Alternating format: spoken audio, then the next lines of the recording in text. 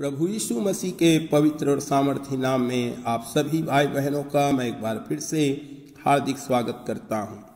Bible में पति पत्नी का एक दूसरे के विषय में कैसा व्यवहार होना चाहिए, इस संबंध में कई स्थान पर बताया गया है। जब एक मसीही पुरुष व स्त्री विवाह के बंधन में जोड़े जाते हैं, उस समय भी परमेश्वर के वचन से उनके मार्गदर्शन हेतु कि उन्हें अपना जीवन किस रीति से बिताना चाहिए उपदेश दिए जाते हैं। परंतु कई विवाह संबंधों में दरारें पड़ जाती है, क्योंकि पति पत्नी परमेश्वर के वचन के द्वारा दिए गए परामर्श को दरकिनार करके अपनी ही मर्जी से चलने लग जाते हैं। मैं आपके सामने पहला पत्रस 3 अध्याय 1 से 7 वचन में से कुछ विचारों को रखना चाहता हूँ, ताकि इन शिक्षाओं के द्वारा पति पत्नी अपने आप को परमेश्वर के वचन के अनुसार ढाल ले और परमेश्वर की इच्छा अनुसार एक आनंदित, खुशहाल और परमेश्वर को प्रसन्न करने वाला जीवन जी सकें। आज हम मसीही पत्नी का अपने पति के प्रति व्यवहार और अगले अध्ययन में एक मसीही पति का अपनी पति के प्रति आचरण के बारे में देखेंगे। पतरस 3 अध्याय और उसके 1 से 4 वचन में कुछ बातों को हमारे सामने रखता है। सबसे पहली बात वो अपने वचन में कहता है कि हे पत्नियों, अपने पतियों के अधीन रहो। दूसरी बात यह है कि उनको अपने को आत्मिक रूप से सुंदर बनाना है, और इसलिए वो कहता है तुम्हारा श्रृंगार दिखावटी ना हो, वरन तुम्हारा छिपा हुआ और गुप्त मनुष्यत्व नम्रता और मन की दीनता की अविनाशी सजावट से सुसज्जित रहे। जब पतरस मसीह पत्नियों को पतियों के अधीन रहने का निर्देश देता है, तो हमको समझना है कि वो क्या कहना चाहता है। बहुत से लोग यह सोचते हैं कि अधीन होने का अर्थ सेविका बनना है, परंतु पतरस का उद्देश्य यह नहीं है। वह जोर देकर कहता है कि परमेश्वर की दृष्टि में पति और पत्नी समान हैं।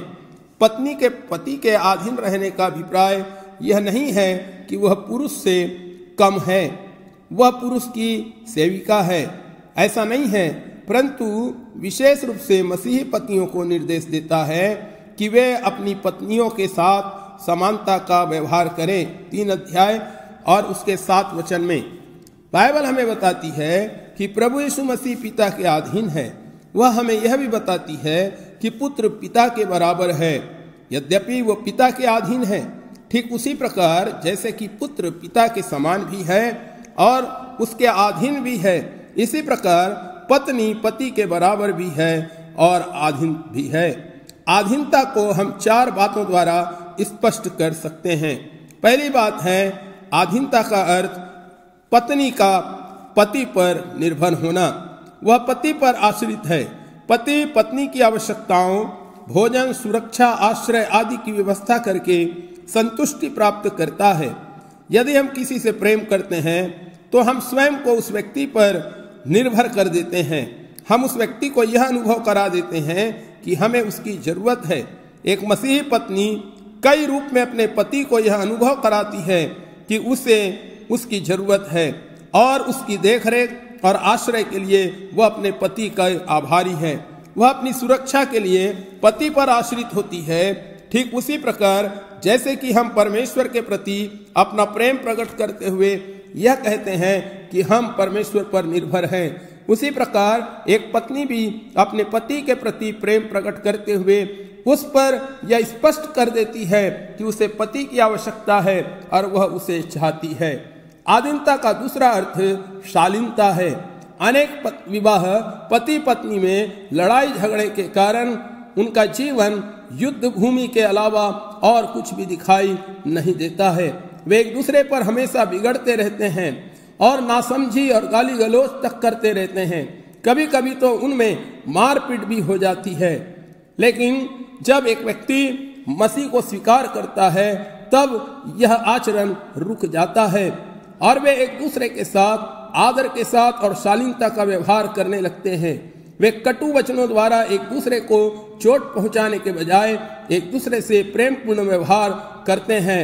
और सोच समझकर अपने शब्दों का प्रयोग करते हैं और हमेशा अपने जीवन में सावधान रहते हैं। तीसरी बात है मान और मर्यादा। एक मसीह पत्नी अपने पति को बहुत ऊपर उठाती है। कई लोगों के मुंह से मैंने ये कहते सुना है कि आज मैं जिस ऊंचे मुकाम पर हूँ उसके पीछे मेरी पत्नी है, और इस बात के कारण पत्नी अपने पति पर गर्व भी करती है और उसका आदर करती है। हो सकता है कि कोई व्यक्ति निर्दयी हो और किसी पत्नी के प्रति कटु भी हो सकता है, परंतु यदि आप में से किसी की ऐसी स्थिति है जिसका पति कड़वाहट से भरा हो या निर्दयी हो, तो ऐसी स्थिति में परमेश्वर से प्रार्थना करें कि आपके पति आपके साथ कैसा भी व्यवहार करें, परंतु परमेश्वर आपको ऐसी योग्यता प्रदान करें कि आप अपने पति का आदर कर सकें। आप उसका आदर इसलिए नहीं करती कि वह क्या है और क्या नहीं है, वरन इसलिए करती हैं कि परमेश्वर चाहता है कि आप उसका आदर करें। धीरे धीरे जब पवित्र आत्मा उसे कायल करेगा तो वह आपके इस आदर के प्रति अनुक्रिय हो जाएगा, वह आपके उदाहरण से प्रभावित होगा। प्रभु का वचन हमें बताता है कि हमें दूसरों से प्रेम करना है, और दूसरों से प्रेम करने का अधिकांश भाग या उसका मतलब उनका आदर करना और उनकी मान मर्यादा रखना है। चौथी बात है आनंदित रहना। एक पत्नी को अपने पति में आनंदित रहना है, और यह तभी होगा जब आप उस पर निर्भर रहना सीख चुकी होंगी, उसके साथ शालीनता का व्यवहार करना और उसकी मान मर्यादा रखना सीख चुकी होंगी।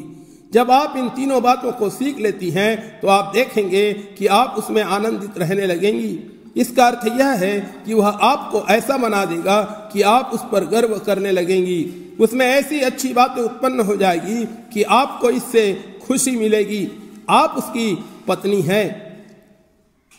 मेरे प्रिय भाई और बहनों, पति के अधीन रहने का अर्थ यह है कि आप उस पर यह स्पष्ट कर देती हैं कि आपको उसकी जरूरत है, और आप उससे यह अपेक्षा रखती हैं कि वह आपकी समस्त आवश्यकताओं को पूरा करे। आप उससे शालीनता का व्यवहार करके उसे ऊपर उठा सकती हैं और उसकी प्रशंसा कर सकती हैं, और आप उसकी भली कारणों के कारण उसमें आनंदित भी रह सकती हैं। दूसरी बात जो पतरस ने कहा है वो है आंतरिक सुंदरता। एक मसीह पत्नी एक काम करती है, वह है अपने को सुंदर बनाना। हो सकता है आप में से कुछ बहनें कह सकती हैं कि मैं ये कैसे कर सकती हूँ, मैं तो अपने रूप रंग को बदल नहीं सकती, मेरा पति तो बहुत अभागा है क्योंकि मैं दूसरी महिलाओं के बराबर सुंदर नहीं हूँ। परंतु पतरस हमें बताता है कि हमें बाहरी सुंदरता के प्रति चिंतित नहीं होना है, न ही हमें अपने शारीरिक रूप रंग के लिए व्याकुल होना चाहिए। यहाँ पे प्रभु का वचन में पतरस कहता है 3 अध्याय में कि तुम्हारा श्रृंगार दिखावटी ना हो, अर्थात बाल गुथने और सोने के गहने या भांति भांति के कपड़े पहनना। इसका अर्थ यह नहीं है कि स्त्री को अपनी रूप और रंग के प्रति या अपने आकृति के प्रति उदासीन रहना चाहिए, परंतु यहाँ पर पतरस इस बात को बताता है कि हमें हमारे बाहरी रूप रंग पर आवश्यक बल नहीं देना चाहिए, वरन आत्मिक रूप रंग पर और आत्मिक आकृति पर ध्यान देना चाहिए। जिस आंतरिक सुंदरता का वर्णन पतरस यहाँ पे कह रहा है उसको वह 3 अध्याय उसके 4 वचन में एक अविनाशी सजावट के रूप में संबोधित करता है। लेकिन जैसे जैसे हम बूढ़े हो जाते हैं हमारी बाहरी सुंदरता तो मिटती ही जाती है। आयु के कारण हमारे चेहरे पर झुर्रियां पड़ जाती है और जवानी जैसा आकर्षण हमारे अंदर से समाप्त हो जाता है। मेरे प्रिय भाई बहनों, सभी मानव प्राणी आयु के साथ साथ अपनी शारीरिक सुंदरता को खो देते हैं, परंतु एक आंतरिक सुंदरता भी है जो कभी नष्ट नहीं होती और यह हमारे जीवन भर बनी रहती है। और इसलिए हमें अपने प्रयास उस अविनाशी सुंदरता को विकसित करने में केंद्रित करना चाहिए। पतरस कहता है कि यह आंतरिक सुंदरता न केवल अविनाशी है वरन इसका परमेश्वर की दृष्टि में बड़ा महत्व है। 3 अध्याय और उसका 4 वचन परमेश्वर की दृष्टि में हमारा बाहरी रूप रंग का या बाहरी बनावट का कोई महत्व नहीं है। वह जानता है कि हम अपनी बाहरी बनावट के लिए कुछ नहीं कर सकते, परंतु आत्मिक बनावट से हमारा गहरा संबंध है। यदि हम शारीरिक रूप से आकर्षक नहीं दिखते हैं तो हम कुछ नहीं कर सकते, परंतु यदि हम आंतरिक रूप में दुर्बल हैं या बेडौल हैं तो यह हमारा दोष नहीं है। हम अपनी आंतरिक सुंदरता में बढ़ोतरी अवश्य कर सकते हैं और यही वह अविनाशी आंतरिक सुंदरता है जिसका परमेश्वर की दृष्टि में भारी महत्व है। अब यह अविनाशी आंतरिक सुंदरता क्या है जो कि परमेश्वर की दृष्टि में बहुमूल्य है? पतरस कहता है 3 अध्याय के 4 वचन में, यह नम्रता और मन की दीनता की अविनाशी सजावट है। एक दीन आत्मा नम्र आत्मा होती है, वह अनुग्रहकारी आत्मा होती है। यह उस पत्नी की आत्मा है जो अपने पति की आलोचना नहीं करती और उसके साथ गाली गलौज नहीं करती। अनुग्रहपूर्ण आत्मा वह आत्मा है जिसे दूसरों को स्वीकार्य होता है। जब हम कहते हैं कि हमने उसका अनुग्रह अर्जित कर लिया है तो इसका अर्थ यह है कि हमें उस व्यक्ति ने स्वीकार कर लिया है। जिस आंतरिक सुंदरता की खोज हमें करनी चाहिए वह ऐसी सुंदरता है जो अपने पति का गर्मजोशी के साथ किए गए स्वागत से प्रदर्शित की जा सकती है। यह एक अनुभूति है जो पत्नी अपने पति को या दूसरों को जो उसके जीवन में आती है देती है और जिससे प्रकट होता है कि वह उनको स्वीकार करती है। यह गैर जरूरी रूप से उनकी आलोचना नहीं करती और उनको यह अनुभव नहीं होने देती कि जो अपेक्षाएं वह उनसे रखती थी वे उसके अनुरूप नहीं हैं। इस नम्रता के अतिरिक्त उसमें शांत आत्मा भी होती है। इसका अर्थ यह है कि वह संतुष्ट रहती है। वह निरंतर उन वस्तुओं के लिए बुड़बुड़ाती नहीं रहती जो उसके पास नहीं है। वह उसी में आनंदित रहती है जो उसके पास है।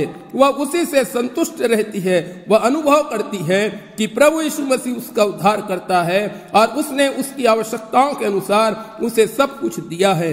यदि उसके जीवन में कुछ वस्तुएं हैं जिनको पाने की अभिलाषा उसमें है पर वह फिर भी संतुष्ट है, वह जानती है कि यदि वास्तव में उसके लिए वो वस्तुएं जरूरी है तो प्रभु यीशु मसीह उनको अवश्य देंगे।